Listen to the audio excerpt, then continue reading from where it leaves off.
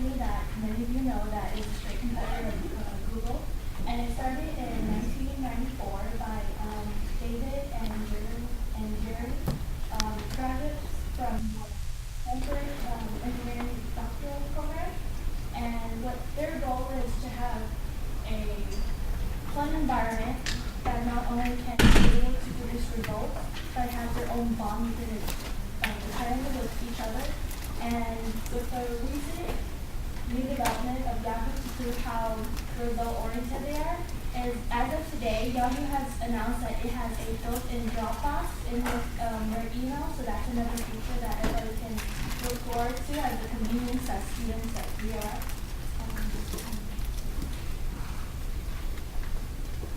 First, I would define what culture is. Professor Colbury at the Texas A&M University defines culture as a collective pattern from symbols, artifacts, and values that influence a person's actions. And during our reading, organizational culture goes on to say that it is a culture in which it emerges from interactions within the organization's members. So it's the employees and how they interact with each other, how they behave, how they work, things of that nature. At a glance at this presentation, we're going to talk about organizational culture and their performance from the perspective of dimensions, the area of cultural communication and culture as it's affected by leadership, and the pursuit of excellence, which is an additional reading that we recommended for the class to use in paper.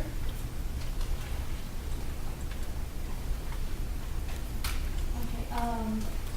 Basically, what I said in the beginning is Yahoo is a very result-oriented company. They care about their employees. A good example of this is they used to let workers work from home because it's okay for them to think, okay, you can do it at the comfort of your house as long as you give us the right results, like that we expect. We'll give you a task, and if you can complete it, everything's good, everything's fine. But with the new changes from the CEO, that she sent out a memo saying that needs to change because it's not that they don't care for their employees, they're incapable of what they're doing at home and they're not completing things that need to be done. That is the absolute opposite of what that memo was. That memo was thinking, because you're working from home, you lack the interaction between employees. You don't know who you're working with. You see a name on the computer screen, that's all you ever see. You might not even meet the person that you're sending these emails to, and that wasn't an ideal environment for the company because there's no shared values that you have. You don't have this bond with each other. You can't share certain ideas because you are limited by a computer screen, and there is nothing else that you can do that can connect you with that person so you can share the same values you would if you would casually every day, at the lunchroom, the break room, whatever. And with this is considered Yahoo's open and loose orientation because it's the whole idea is you can do whatever you want as long as you produce the right results. We don't care how you do it with legal, within the legal means, but as creative as you can be, as innovative as you want to be, as long as you can make the right results that are within the standards that we give you. You do whatever, you're free range. Go off and look at the moon and the sun at night, or go star hunting. As long as you do your work, we're all good.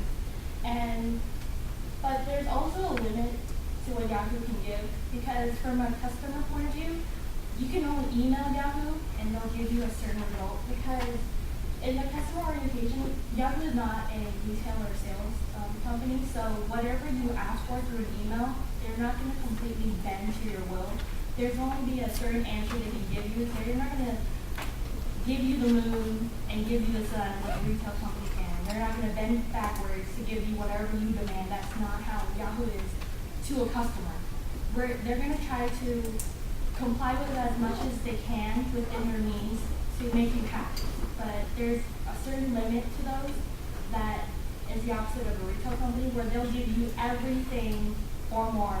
Discounts, incentives, nice notes, notifications, everything. Yahoo is a web company, and that is to be kept in mind.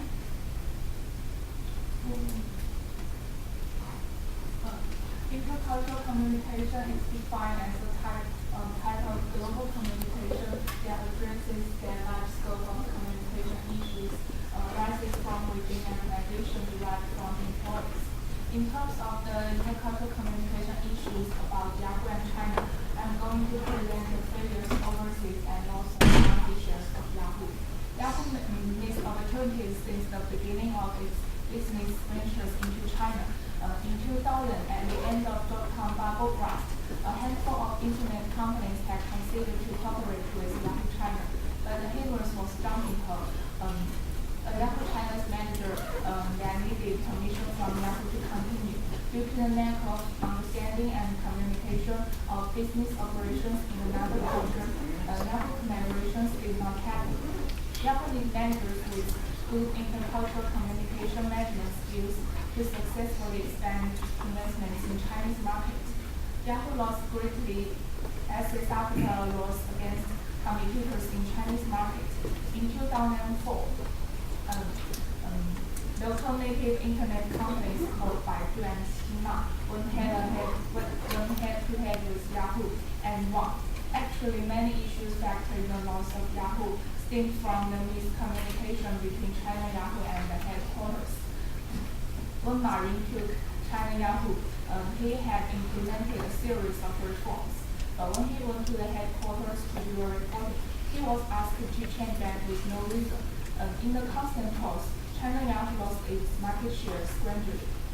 And when Marin made Fox the CEO of Yahoo, he was accused of Fox in the presence of many executives of not doing well in China Yahoo, which meant to further deterioration of the relations between China Yahoo and the market and the headquarters.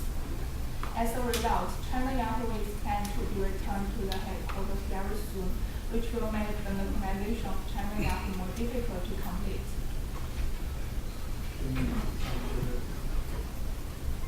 Right now, I'm going to talk about change in leadership.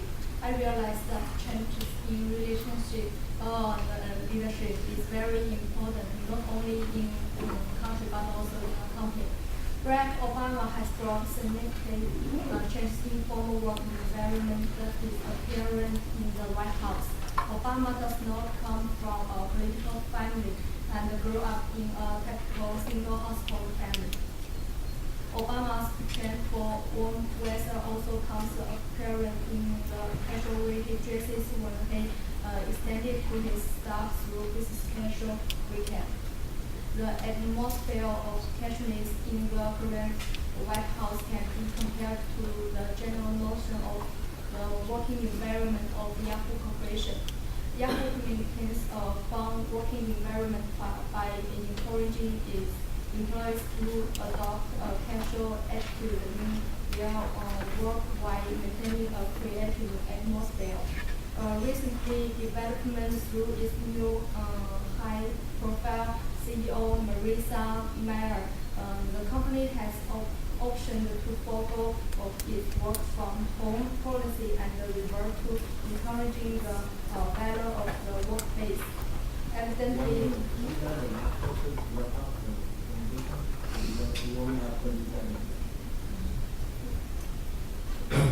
Okay, the local pursuit of excellence, focus on innovation, people partnership, process and products. So the CEO of Yahoo China, just a worker to go back to headquarters so then they can build trust. With trust being the foundation, partnership and friendship is going to develop. And with that, including the process and the product, and at the end, the final product is going to facilitate and